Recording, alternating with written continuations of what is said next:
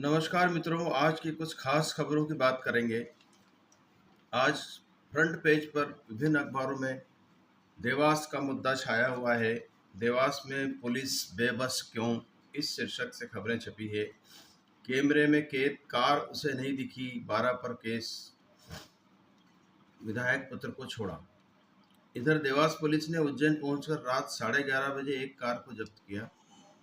पूरी कहानी 2 दिन पहले हुए मां चामुंडा माता मंदिर में दर्शन को लेकर के है, जिसमें एक विधायक पुत्र कारों का काफिला लेकर रात 12 बजे के बाद एंटर हुए थे।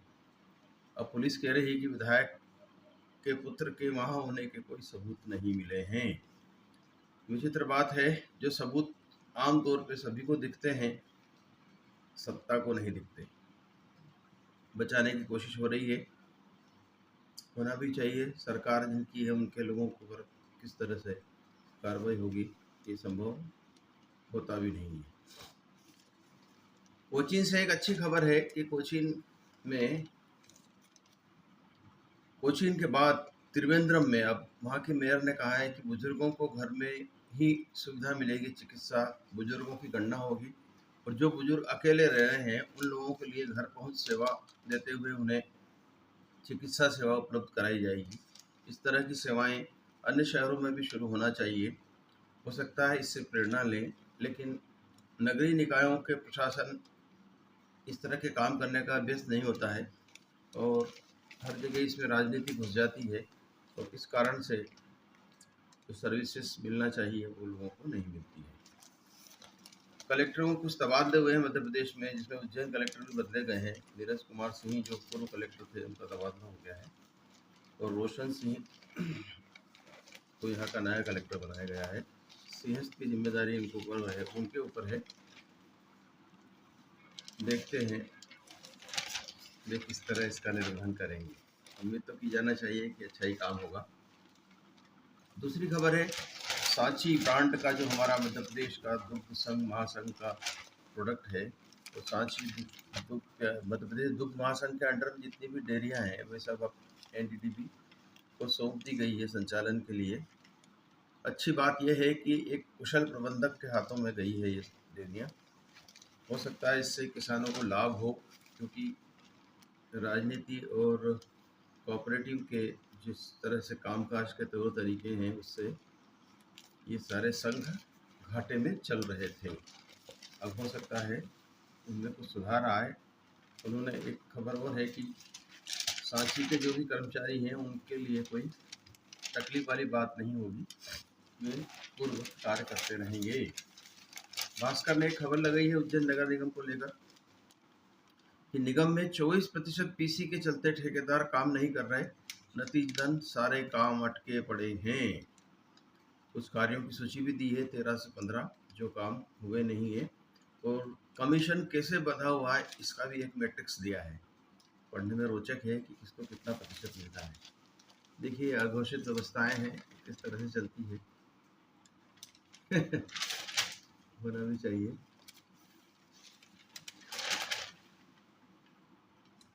चार धाम यात्रा से पहले उत्तराखंड में 6 किलोमीटर का जाम लग गया है।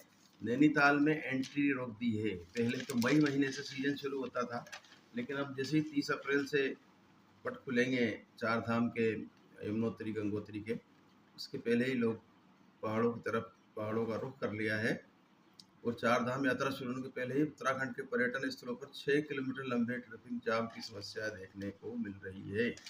अब सीजन में जाना आना मुश्किल पड़ गया है। सरकार को इस मामले में कुछ सोचना पड़ेगा कि प्राइवेट वाहनों पर रोक लगाते हुए वहाँ केवल निजी परिवहन से ही यदि लोग आएंगे जाएंगे, निजी मतलब बड़े बसों से, सिंगल कार वार से नहीं, 12-15 सीटर से छोटी गाड़ियों पर रोक लगा देना चाहिए। इससे वाहनों की भीड़ कम होगी पहाड़ों में और लोग आसानी से यहाँ से वहाँ मूवमेंट कर सकेंगे। अन्यथा नैनीताल से काठगोदाम आने में ही घंटों लग जाते हैं जाम से। कई लोगों की गाड़ियाँ छूट जाती हैं, तो गर्मियों में इस तरह के नज़ारे आम होंगे। उम्मीद के 7 मिनट वाले पन्ने पर भी अच्छी खबरें हैं। शुरू करें, राह बनती जाएगी। कभी स्ट्रीट सिंगर रही पेरी, जिनकी आज नेटवर्थ 3400 करोड़ है।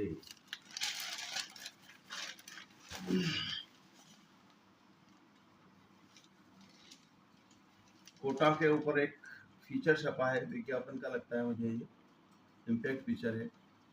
कोटा बड़ी जीत के लिए बड़ा मैदान बन गया है। कोटा फैक्ट्री फिल्म जरूर देखी होगी, वे इसका इससे विश्लेषण करेंगे, ज़्यादा अच्छा होगा। बंगाल से कुछ खबरें अच्छी नहीं आ रही हैं। आप यदि रात में टीवी चैनल देख रहे होंगे तो बंगाल की खबरें काफ़ी छाई हुई है। वहाँ वक्फ कानून का विरोध हो रहा है और इसके कारण काफ़ी दंगे हो रहे हैं। पक्ष विपक्ष आरोप लगा रहा है कि ये वहाँ की राज्य समर्थित दंगे हैं, जहाँ एक वर्ग विशेष को छूट दी जा रही है ताकि वे हिंसा कर सकें, और ये किसी भी करके वक्त कानून पर केंद्र सरकार को घेरा जा सके, ये प्रयास हो रहे हैं। अब इसमें जो न्यूज़ चैनल हैं, प्रिंट मीडिया तो जहाँ तक मैं सोचता हूँ काफ़ी संयमित व्यवहार करता है और काफ़ी कुछ सोच समझ के अखबारों में प्रकाशन करता है, लेकिन प्रिंट मीडिया लगातार विमनस्यता बढ़ाने के लिए छोटी छोटी चीज़ों को बड़ा बड़ा करके बता रहा है, और यह प्रवृत्ति गलत तो है ही, चाहे इससे किसी के वोट बनते हों या न बनते हों।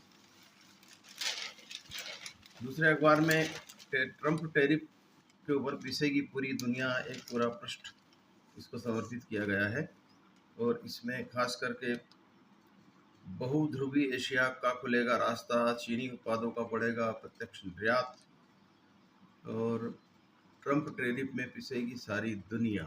चीन अमेरिका के बीच द्विपक्षीय व्यापार के बारे में भी इसमें बताया गया है। अब देखिए व्यापार व्यवसाय में कैसे ट्रंप हालांकि पीछे हटे हैं, लेकिन आगे आगे देखते जाइए क्या होता है। खासकर चीन और अमेरिका का युद्ध है, इसमें रूस का कहीं कोई बयानबाजी नहीं आती है।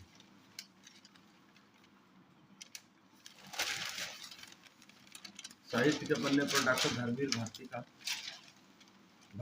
भारती के ऊपर आलेख है आनंद विजय का, उनकी कृतियाँ, उनके कृतित्व के ऊपर प्रकाश डाला गया है।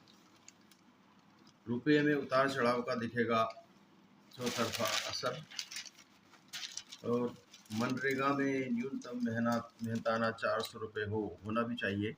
अभी 200 रुपये कुछ मिल रहा है, जो कि बहुत ही कम है, और मनरेगा के तहत प्रदान किए जाने वाले काम के दिनों की संख्या 100 से बढ़ाकर 150 करने का सिफारिश की गई है। कांग्रेस नेता सप्तगिरी शंकर की अध्यक्षता वाली संसदीय समिति ने सिफारिश की है। मनरेगा अच्छी योजना है, लेकिन इसके संचालन में ग्रामीण क्षेत्रों में कहीं भारी अनियमितता हो रही है, इस पर भी नियंत्रण होना चाहिए।